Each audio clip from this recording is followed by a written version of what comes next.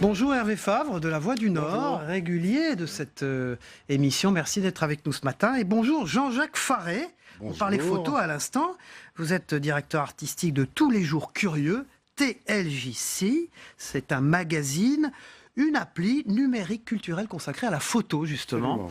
Et alors, vous menez des expériences intéressantes, notamment avec la presse quotidienne régionale, puisqu'un très bel événement a débuté la semaine dernière à Lille, qui se poursuit jusqu'au mois de novembre, il faut le dire. Jusqu'au 4 novembre. 4 novembre, sport photo, plus de 30 expositions consacrées à la photographie de sport. Alors, moi, ça me plaît. Vous aussi, Hervé Favre, Mohamed Ali, l'épopée des Bleus en 98, le Paris-Roubaix, qui est vraiment un événement régional très important, avec les photographes de La Voix du Nord. Hervé Favre, c'est quoi? C'est l'envie pour un grand quotidien régional comme le vôtre de rester attaché aux racines de son pays. C'est ça? Oui, bien sûr, Paris-Roubaix, dans la région, j'allais dire, c'est un monument, quoi. C'est un rendez-vous que tout le monde attend, même d'ailleurs pas forcément que les passionnés de cyclisme, parce que c'est un spectacle en lui-même. Puis c'est comme le Tour de France, ça commence 2 ou 3 jours avant, avec les supporters qui viennent s'installer le long des portions pavées les plus attendues. Énormément de Belges qui viennent et qui venaient généralement d'ailleurs avec leur intendance, avec moult bonbonnes de bière, ce qui fait que d'ailleurs que les maires ont dû mettre un peu d'ordre là-dedans. Mais voilà, c'est une ambiance formidable. Moi, quand je peux, j'essaye d'y aller.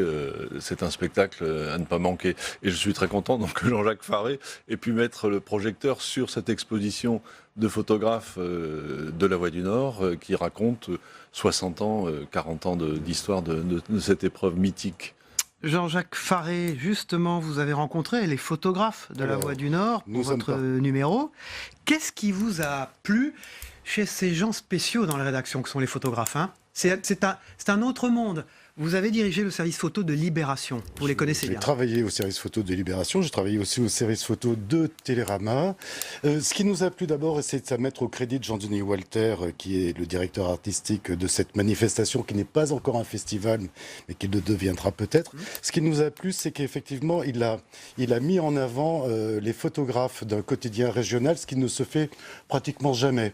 Pourquoi? Alors pourquoi ça ne se fait jamais? Parce que c'est dans un flux comme ça, finalement il y a peu de manifestations photos qui peuvent installer un périmètre comme ça pour que des photographes locaux de quotidien puissent s'exprimer au cours d'une expo. Je crois que c'est la première expo importante qui est pour les photographes de La Voix du Nord, et ça nous a interpellés, ça nous a intéressés d'aller les rencontrer.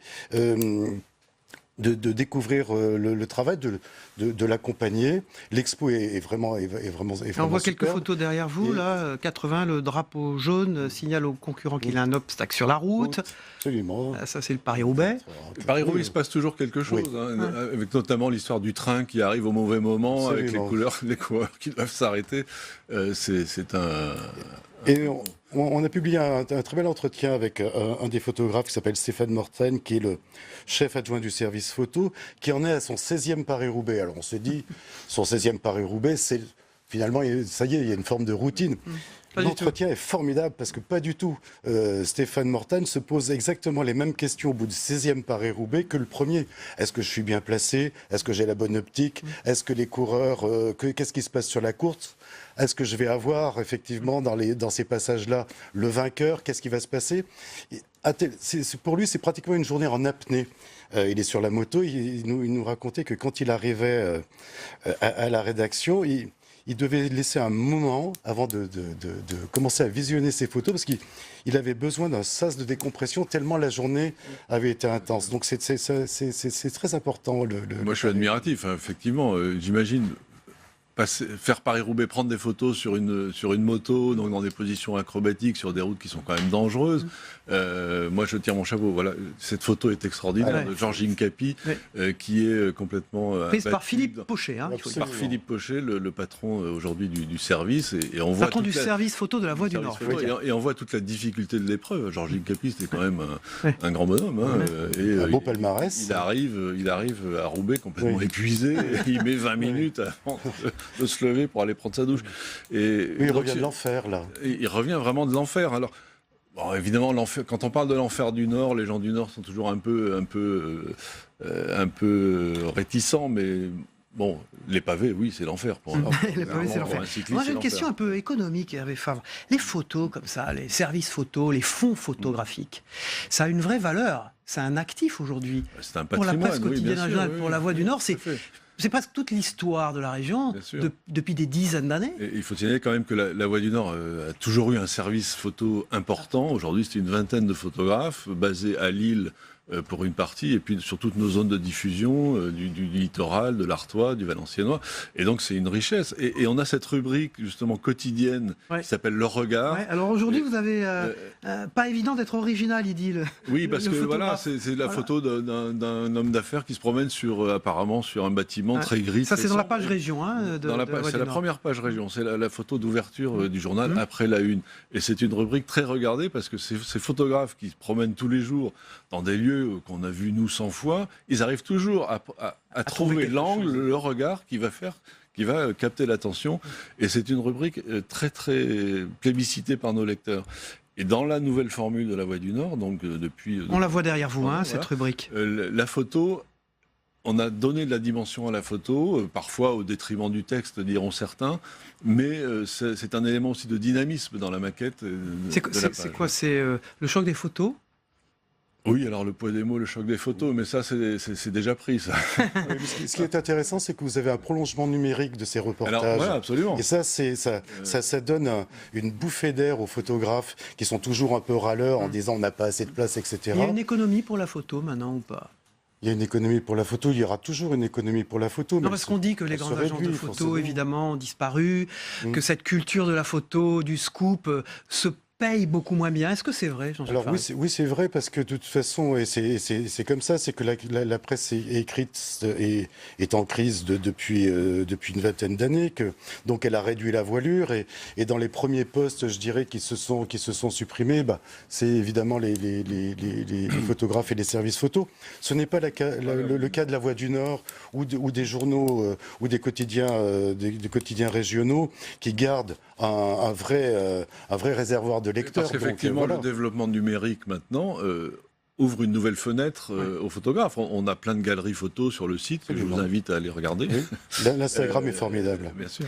L'application, alors ce magazine numérique consacré à la photo que vous avez lancé avec quelques amis, des anciens de l'IB, puis de la presse quotidienne régionale aussi, Absolument, oui. Jean-Jacques Faré. Alors, on peut se le procurer comment d'abord? En s'abonnant, c'est un modèle Alors, payant? C'est très simple. D'abord, vous pouvez le lire aisément sur votre On voit smartphone. Nicolas Hulot, là, une très belle Ah, photo oui, d'ailleurs. Nicolas Hulot, que nous avions vu quelques semaines avant, non pas sa démission, mais avant qu'il Ouais, prenne ouais. ses fonctions de ministre. Alors, On- cette appli, j'adore la photo Alors, de box. Là, pour moi, c'est- cette appli est venue d'une idée assez simple, c'est que nous pensons que la photo peut être lue sur un appareil petit qui est le smartphone, à condition que l'on raconte l'histoire aussi qui va avec, que l'on donne la parole aux photographes, Donc il y a du texte. qu'ils racontent leurs moments, leurs photos. Et puis, nous, ce que nous aimons dans la photo, c'est les photographes. Oui, parce qu'ils ont toujours quelque chose à raconter.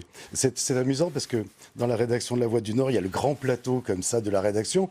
Puis le service photo a une pièce qui lui est consacrée à part.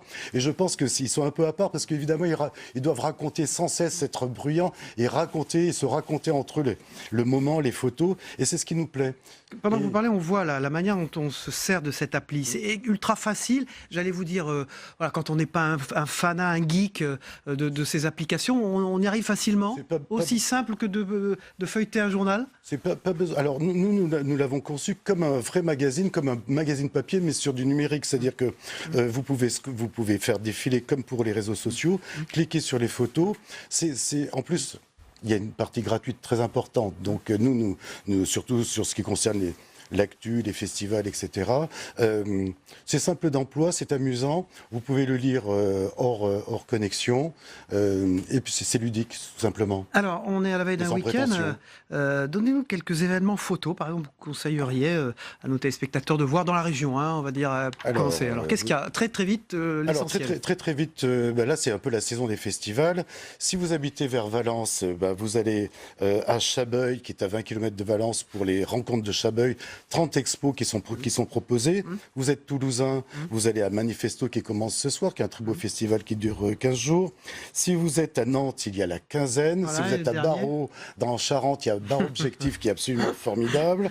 Et si vous êtes parisien, je vous encourage à aller à la Villette samedi, puisque Visa pour l'image refait ses projections à Paris, ce qui est la première fois. Si vous êtes à Lille, et Paris Voilà. n'est qu'à 1 heure de Lille, vous allez à Sport Photo dans 3 endroits emblématiques en fait, de Lille. Donc, Voilà. le 30 expositions. Hein. Saint-Sauveur, le Tripostal, l'Hospice Comtesse. Voilà. C'est formidable. Et avec des magnifiques photos. Alors, on a vu passer Mohamed Ali, ça c'est formidable. L'épopée des Bleus en 98. Le Paris-Roubaix, on vient de voir des photos aussi formidables.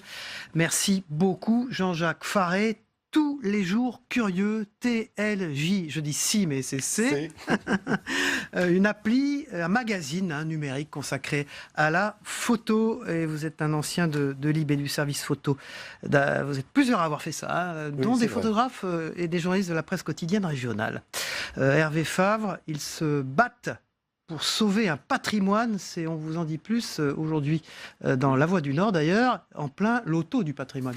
L'Auto du patrimoine et Journée du patrimoine, puisque voilà, c'est ce week-end. Donc c'est aussi un rendez-vous important. On pourra d'ailleurs visiter le Sénat, les studios de Public Sénat. Je le rappelle aux téléspectateurs, ils peuvent venir nous Le voir. bâtiment de la Voie du Nord aussi sur la Grand Place, qui est une façade historique. C'est très bien. Et donc là, effectivement, on a été voir des particuliers qui se battent pour sauver des monuments en péril, j'allais dire. Donc, il y a Des jumeaux. Alors voilà, et qui se sont mis en tête de redonner vie à la piscine de Dunkerque. Il y avait une piscine de Dunkerque qui a fermé en 75, donc qui était tombée complètement à l'abandon. Ils ont réussi, à force de tanner la mairie, si je peux dire, d'avoir la clé de cette piscine et donc de voir ce qu'on pouvait en faire. Bon, on la voit derrière, Alors, elle n'est pas finie. Elle n'est pas finie, loin de là. À Roubaix, On va pas plonger dedans ce week-end. à Roubaix, l'ancienne piscine est devenue un magnifique musée. C'est absolument extraordinaire. Là aussi, je vous invite à la visiter. Je ne sais pas ce qu'ils vont pouvoir faire. En tout cas, ils ont déjà suscité la curiosité des Dunkerquois, puisque on pouvait s'inscrire pour visiter ce lieu. Et ils ont eu beaucoup plus d'inscrits que de possibilités de recevoir une centaine de personnes. Voilà. Et également, on a été voir aussi un jeune châtelain, un quadragénaire, qui a hérité du château d'Esquelbec. C'était une petite commune près de Dunkerque, avec un château du 15e. Quand vous recevez ça en héritage, c'est quand même assez lourd. Apparemment, lui, voilà, c'est un métier à plein temps que de restaurer ce château, qui sera visité, donc, qu'il fera visiter ce week-end. Peut-être que notre ami Stéphane Bern s'intéressera au sujet, lui qui est maintenant le monsieur monument en péril au gouvernement. Voilà, Dunkerque et les Flandres. Et avec ces deux jumeaux là, bien sympathiques, les deux jumeaux vert-griette, et qui rénovent la piscine. Oui, leur but, c'est effectivement de rénover, de rouvrir ce lieu emblématique. C'est dans La Voix du Nord aujourd'hui, à retrouver bien sûr sur les sites internet aussi de La Voix du Nord. Il y en a plusieurs, un payant et un accès gratuit. La VDN. Voilà, la VDN. La VDN gratuit, La Voix du Nord payant. Voilà, à partir de lundi, nous retrouvons d'ailleurs dans cette émission tous les jours une revue de presse de la presse quotidienne régionale numérique, ce que vous trouvez sur les sites numériques de la presse quotidienne régionale. Vous savez, ce sont les journaux partenaires de cette émission. Merci Hervé Favre de La Voix du Nord. On vous retrouve pour la partie politique après la première partie de cette émission. L'invité politique, c'est Emmanuelle Ménard, la députée de l'Hérault, apparentée Rassemblement National, qui est notre invité ce matin. Merci Jean-Jacques Faré. Tous les jours curieux, TL, JC, une appli et un magazine culturel consacré à la photo. On passe à la météo des territoires, c'est important. Il va faire beau ce week-end, vous allez voir, un peu partout en France. Sur le canal 13 de la TNT, c'est la seule météo, avec aussi les territoires français d'outre-mer. On regarde ensemble, on se retrouve après pour l'invité politique de 8h.